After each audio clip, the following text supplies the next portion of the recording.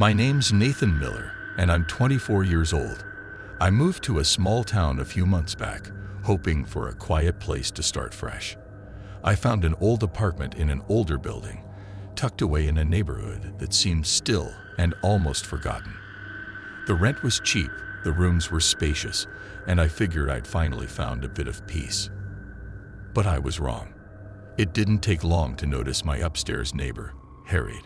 She must have been in her late 60s, maybe even 70s, with gray hair tied up in a messy bun and a face that held a strange, unreadable expression. She seemed nice at first, always greeting me with a big smile, asking questions about my day. But she always managed to avoid talking about herself. I chalked it up to her being reserved, but something about her didn't sit right with me. I started noticing noises at odd hours, usually late at night. At first, it was just a few creaks here and there, typical sounds of an old building settling. But soon, I heard something heavier, like scraping or dragging, coming from her apartment directly above my bedroom. It happened almost every night around the same time, and it would last for hours. It sounded as if Harriet was moving furniture or dragging something heavy across the floor.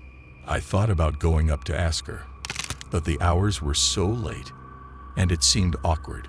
One night, the sounds suddenly stopped. I remember lying awake, staring at my ceiling, wondering if maybe she'd finally gone to sleep. Then, around 3 a.m., there was a knock at my door. Groggy and half asleep, I opened it to find Harriet standing there, looking more disheveled than usual. Her eyes were wide, and her face was pale, like she hadn't seen sunlight in days. She leaned in, a strange look in her eyes. "I've cleaned up," she whispered, her voice barely audible. "I'm moving on." Before I could say anything, she turned and walked back upstairs, her footsteps heavy on the creaky wood. I closed the door, unsure of what to make of her words. Cleaned up, moving on. It didn't make sense, but I was too tired to think much of it. Over the next few days, I noticed she seemed to disappear. I didn't hear her footsteps, didn't see her when I left for work or came home. At first, I figured maybe she'd gone away. But then a smell started creeping through my walls. It was faint at first, but by the end of the week, it became unbearable, a sickening, rotten odor that clung to everything. I tried to ignore it, thinking it was just the old plumbing or maybe a dead animal in the walls. But the smell kept getting worse. Finally, I decided to go upstairs and check. I knocked on Harriet's door, but there was no answer. After a few minutes, I tried the handle, surprised to find it unlocked. The air inside was thick with that awful smell, making me gag. Her apartment was a mess. Furniture overturned, clothes scattered everywhere. And then I noticed the small door in the corner, leading up to her attic. It was slightly ajar, the smell coming from behind it.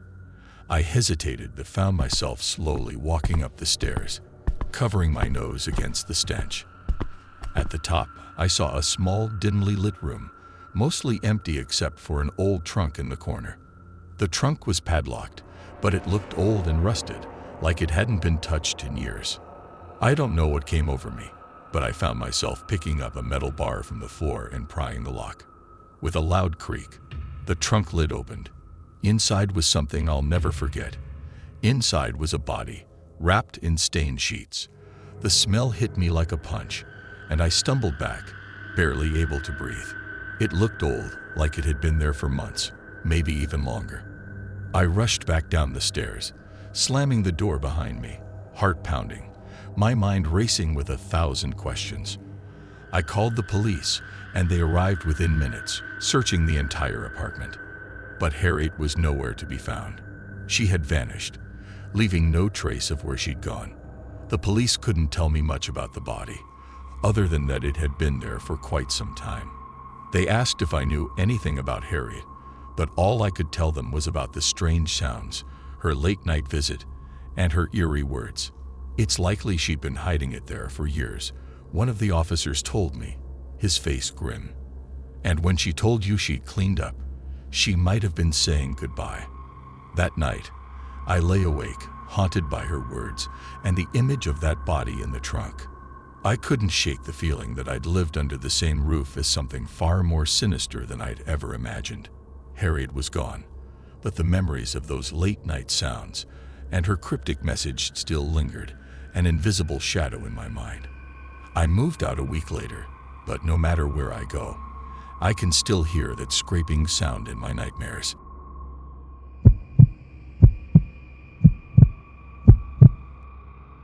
My name's Riley Thompson. I'm 33, and I live in a quiet apartment building on the edge of town.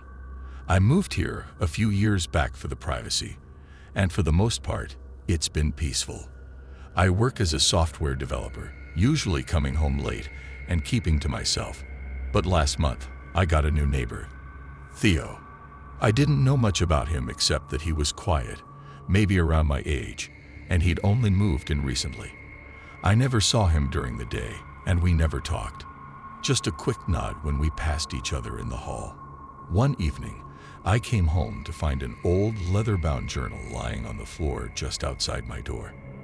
At first, I thought maybe it had fallen from my bag, but when I picked it up, it felt unfamiliar. The leather was cracked, and it had a strange, almost greasy feel to it.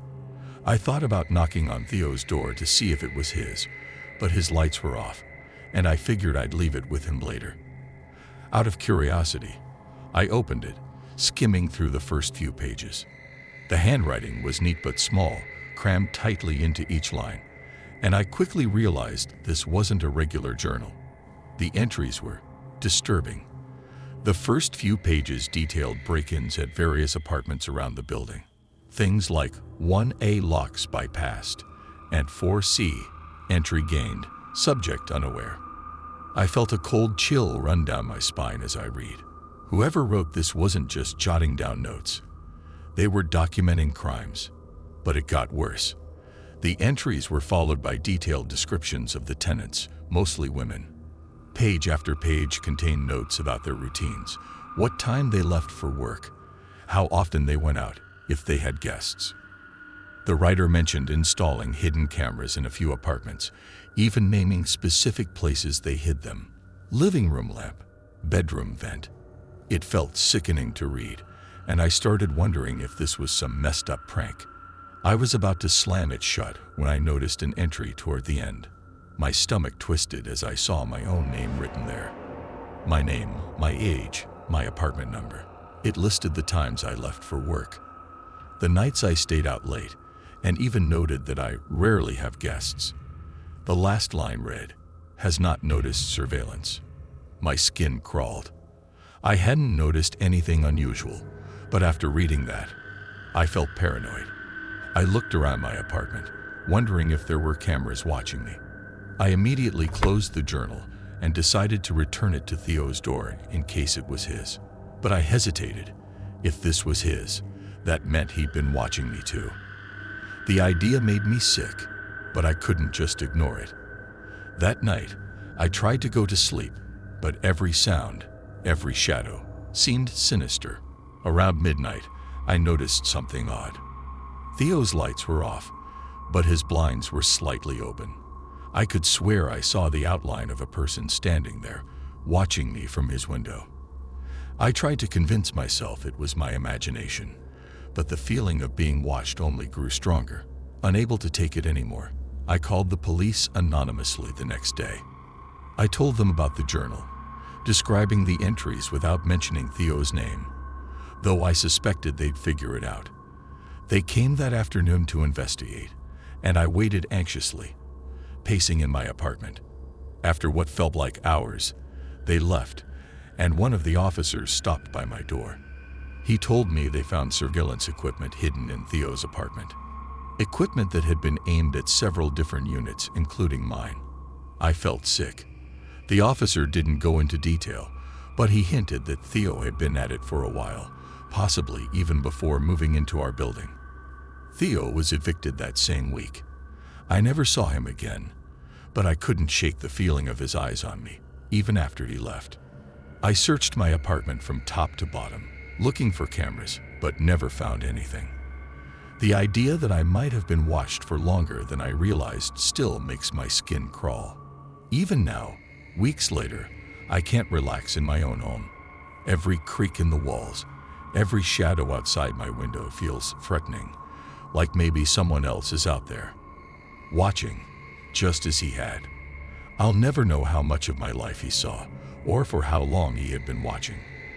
But the journal, the detailed notes, and his dark window are etched in my mind, a constant reminder that sometimes the most disturbing things are happening right next door.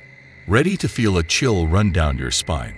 Join us in the shadows and dive into the world of terrifying tales and creepy encounters. Subscribe now to Shivers in the Dark and hit the bell so you never miss a story that keeps you up at night.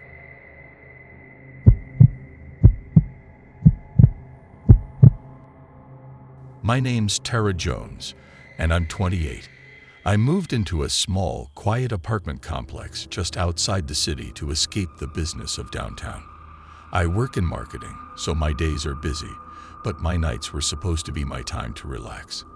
But after just a few months, I noticed something strange in my apartment, a faint sound behind my bedroom wall. Almost like shuffling footsteps or someone moving. At first, I brushed it off, convincing myself it was pipes or maybe an animal outside. But the noises continued, almost every night, always at odd hours. They were too distinct, too human, to ignore.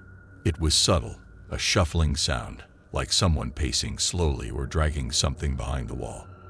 I'd press my ear against it, holding my breath to listen. And each time, it made my heart race. I tried to convince myself I was just being paranoid. My friends said it was probably the old pipes in the building creaking, but it felt wrong. One night, after lying awake for hours with my heart pounding, I couldn't take it anymore. I knew I'd never get a good night's sleep until I figured it out. I grabbed a flashlight, pushed my bed aside, and started inspecting the wall, looking for anything unusual. My hands were shaking as I pressed against the cool plaster, half hoping I wouldn't find anything. Then my fingers brushed over a small crack near the baseboard, almost invisible if you weren't looking closely. I pushed harder, and to my horror, a panel shifted. I pried it open and froze. There was a narrow passageway behind the wall, barely wide enough for a person. It looked recently carved out, with scraps of drywall and dust covering the floor. My throat tightened as I realized someone had made this path intentionally, and it led directly into my neighbor Leo's apartment. Leo had always been a bit of a loner. He'd lived in the building long before me, kept to himself, rarely even making eye contact in the hallway. Now I understood why. This passage, this hidden space, wasn't a maintenance oversight. It was something he'd made to gain access to my apartment. I felt sick, thinking of how close he'd been. How easily he could have been watching me, even standing right over me while I slept. I called the building's maintenance team immediately, barely able to keep my voice steady as I explained. They came over quickly, and their shock mirrored mine as they confirmed my worst fears. This passage wasn't part of the original structure. Someone had cut through. Likely with tools, and judging by the condition, it hadn't been there long. They called the police. By the time they arrived, I was shaking. It was terrifying to think Leo had access to my home, could enter whenever he wanted, but nothing prepared me for what they found in his apartment. He'd been hoarding items of mine. Small things I hadn't even noticed were gone. A hairbrush, a scarf, even a few of my earrings. Each of these was tucked away in his bedroom. He had stolen them, likely when I was asleep, standing right next to my bed. The officers arrested him on the spot. Watching him being led away, his face blank and expressionless, was almost surreal. But as much as it gave me relief to see him taken away, it didn't make me feel any safer. I kept picturing him sneaking through that passage at night, watching me sleep, stealing things that held parts of my life. I couldn't stay in that apartment, even after they boarded up the passage, fixed the wall, and assured me that he'd been taken away. The feeling of being watched never left me. Every shadow, every creak in the building felt like him. Within a week, I packed up and moved out, too haunted by the thought of him standing over me as I slept, hidden just a thin wall away. I don't know if I'll ever feel fully safe in an apartment again. The memory of that hidden passage still haunts me. It's the kind of thing that stays with you, making you wonder how close danger can be without you ever knowing.